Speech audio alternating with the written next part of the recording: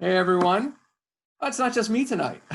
I'm joined by none other than Jon Hyman from the Ohio Employer Handbook, Ohio Employers Employment Law. Ohio Employer Law Blog. I'll do it for you. Thank you. Or the Coronavirus Law Blog. Either way. There you go.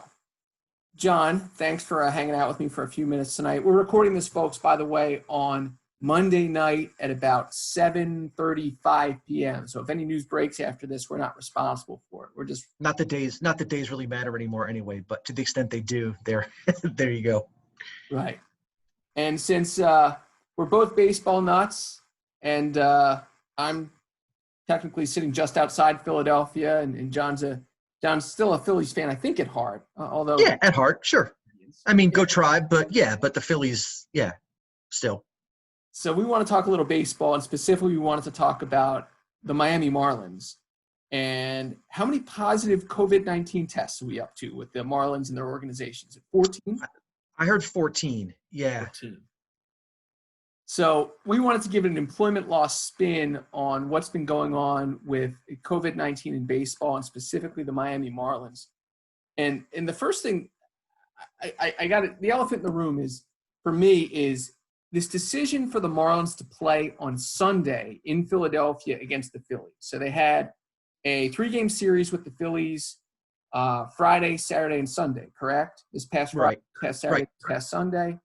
Going into Sunday's game, they knew that one of their pitchers had tested positive. I think it was the guy who was supposed to pitch. I think it was the scheduled starter for the game had tested positive. Yeah, Jose Urena had tested positive, and there were 2 others, I believe, who had tested positive. And there were 3 players who had been placed on the injured list as of, I think, July 15th, but no reason had been given. So we're led to believe maybe that was COVID-19 too. And so the big elephant in the room is they have basically a players meeting with the manager, Don Mattingly, and they decide, hey, let's go out there and play. I mean, could you imagine in a workplace in America where the decision is left to the employees about whether they're going to go to work with COVID-19 or not?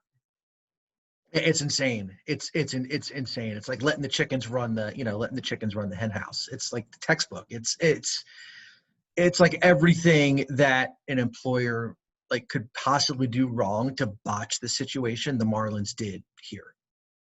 Yeah, and I should clarify, the players who actually played, it's not clear if they themselves had COVID. I misspoke. I mean, there were some at least positive COVID tests of players who are presumably in close proximity of players. Right, but I guess right, nobody symptomatic played, but it's unclear whether anybody who has subsequently tested positive or may test positive in the next few days was on the field at any point in that series. Yeah, I saw Bryce Harper wore a face mask that day. I wonder if it's any coincidence that he decided to wear a face mask on Sunday. I don't know why they're all not wearing face masks when they play. Yeah. So what should the Marlins have done on Sunday, and what do you think the future looks like, the short-term future looks like for the Marlins? Short term, I know they're not playing today or tomorrow. I guess there's some talk of them maybe getting back on the field Wednesday with some roster of some players. I don't know. If I was Major League Baseball, I'd make damn sure that they are whoever they are putting on the field that is with the team, they are 100% sure is COVID free. And because otherwise you're putting the whole season at jeopardy. I mean, right now we're waiting on tests from the Phillies. We're waiting on tests from the Braves, who I guess the Marlins had played in a spring training game before the season started. Those test results aren't back yet. If the Phillies come back clean, the umpires come back clean, the Braves come back clean, I guess they can go on with the season as planned. But if even one player on the Phillies test positive, then what do you do? Do you then shut down the Phillies, and then that has a ripple effect on the schedule, and it's going to end up impacting the whole league? So it's a real mess from baseball's perspective when you have, unlike basketball and hockey where they have the players kind of under control in the bubble, although there was it Lou Williams, I think, who left the Lou bubble Williams to go decided to go to go to a strip club. club. Yeah, and right. So I mean, they have some control as long as they stay within the bubble. But yeah, but at least there you have control over what the players are doing inside the bubble. Baseball has no control because these guys are traveling. They're going out presumably for meals. They're getting on airplanes. They're going from hotels and city to city. So it's logistically it's going to be a nightmare for baseball if another team tests positive. As far as the Marlins go, they need to just get all their testing ducks in a row and make sure that everybody who could potentially have been exposed gets tested. And until those test results come back, that team is on lockdown. And then players that test positive or quarantine, if they have enough guys to field a team at this point, I guess they can go on playing as long as they're confident that everyone who has the virus is being isolated for the requisite amount of time. And then throw into the mix that players still have the option to opt out. Do they not? Yeah, they do. They Yeah. do. They So, do. And you look at someone like you look at someone like a Bryce Harper, and you say, do I want to? If I'm confident with what my organization is doing because I'm aware of the decisions that my team is making about my safety, but we're going to come in contact with a dozen other teams over the next 60 days. How much confidence do I have that they're going to have my best interest at heart? And do I really want to risk when we don't even know yet, and we have some idea, but we really don't know what the long-term effects of this virus are? And do these guys whose health, their ability to like breathe well, right, is their livelihood, their ability for their lungs to fully inflate and deflate on a regular basis is their livelihood. Do they want to risk that if they don't have confidence that every single organization in the league is going to do the right thing by their safety? yeah. I want to close the loop on something before. In Lou Williams' defense, by the way, he said he went there for dinner, and I looked at the menu, and there are Lou Williams chicken wings. Kid you not, on the menu. Right. It makes me question how much dime Lou Williams has dropped in that strip club over the years. If he has, can any good comedy having a menu item named after you at a strip club? I'm just asking. I'm not judging that decision. I'm only judging the decision generally to go outside the bubble, which, Major League Baseball made the decision not to do the bubble. And there's really not an apples to apples comparison with workplaces that we counsel on a day-to-day basis. But I think bigger picture, this really speaks to the importance of having good prophylactic safety measures in place for your workplace. I mean, imagine having a workplace where, like a dugout, everyone's got to sit in the dugout all cramped together. You just can't do that, right? Right. We have the ability to spread people out. We have the ability, fortunately, in most workplaces, to have people work remotely. We have the ability to force employees to wear masks. We have the ability to force employees to get COVID tested, although not antibody tested. So there are a lot of things that employers can do to avoid a Marlins situation. What did I leave off the list?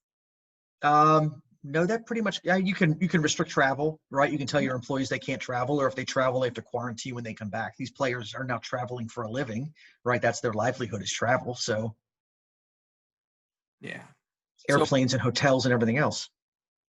Right. So yeah, that's a good point. I don't want to go too far on a tangent, but let's talk a little bit about travel. Because the Marlins are traveling from city to city playing games, and we already know that Canada won't let the Toronto Blue Jays play in Canada. So travel, in and out of the United States was an issue, obviously, for Canada.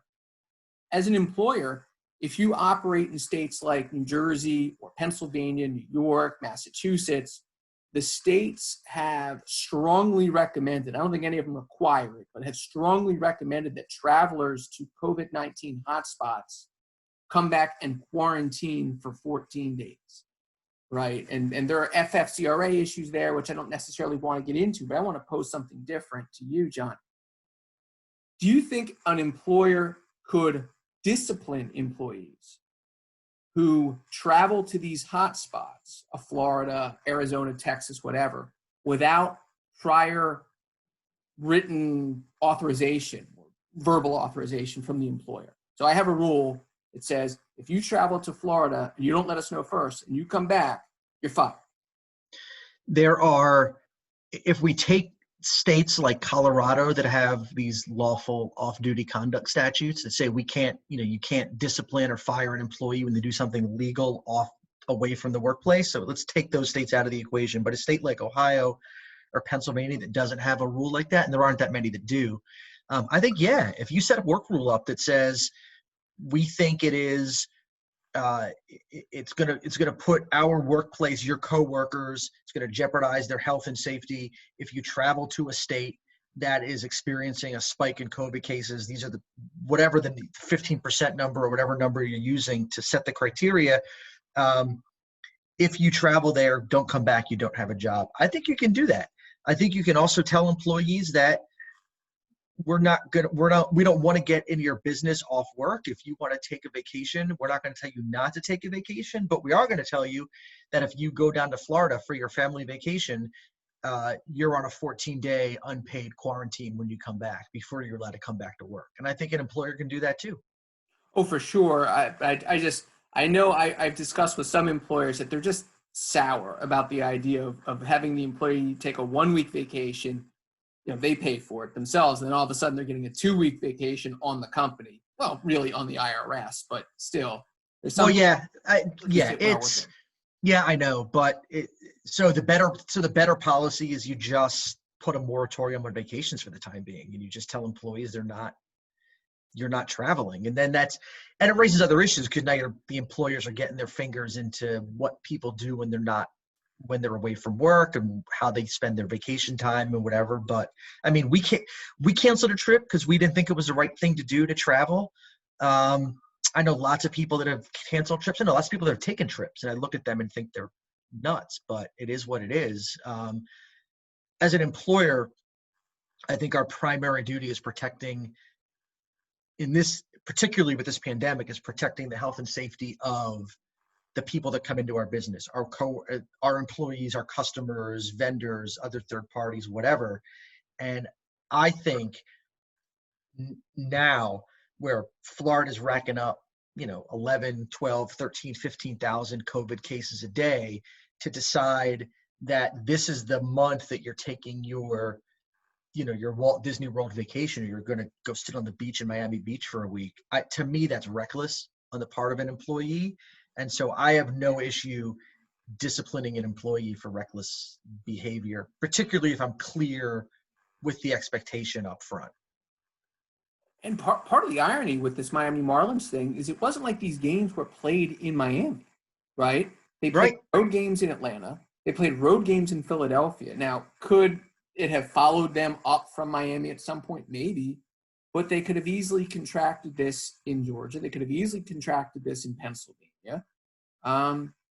It comes down to employees have to take some level of responsibility themselves. And that's important, the communication with their employer to let them know if they've been exposed or if they've contracted COVID-19. Yeah, a lot of this is, before we started recording, we were talking about schools, and it's the same issue. Like families will have to take responsibility for letting schools know when a kid wakes up with a cough or has a fever, for kids that are going back to in-person learning. It's the same for employees. And a lot of this comes down to communication from the employer to make sure that your employees understand kind of what's expected of them. But employees need to understand that they have a very important role to play here in keeping COVID out of the workplace. And so, yeah, if you wake up and your chest feels heavy, or you have a cough and a headache or a fever or whatever it is, or if you travel somewhere or you think you've been exposed, or you were at a 100-person graduation party over the weekend and nobody's wearing a mask, whatever the high risk situation is, your employees should understand their role in their responsibility in not bringing that potential exposure back into the workplace. And so whether it's you let us know and then you let the employer make the decision in terms of how they're going to handle it, or you just take the responsibility to say,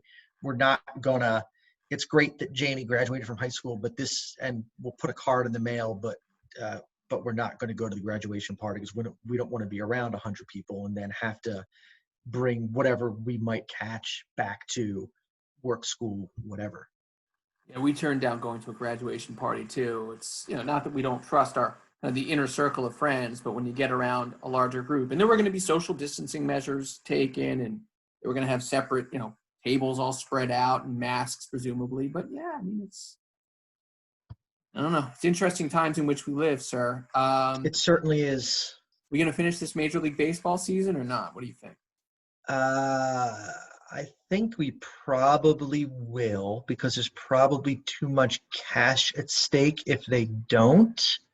So my guess is money will ultimately win out, and I think they'll finish the season. That's my guess. I'm not sure what play they might be finishing it with AA and AAA players filling out major league rosters, but I think they'll probably finish the season. If the Tribe win the World Series, asterisk or not? My head says yes, my heart says no. How's that? Fair. Let's close on that. Jon, thank you for spending some time with me. Thank you, man. Thanks for the ask. I appreciate it. All right, pal. Have a good night. You too. See ya. Later.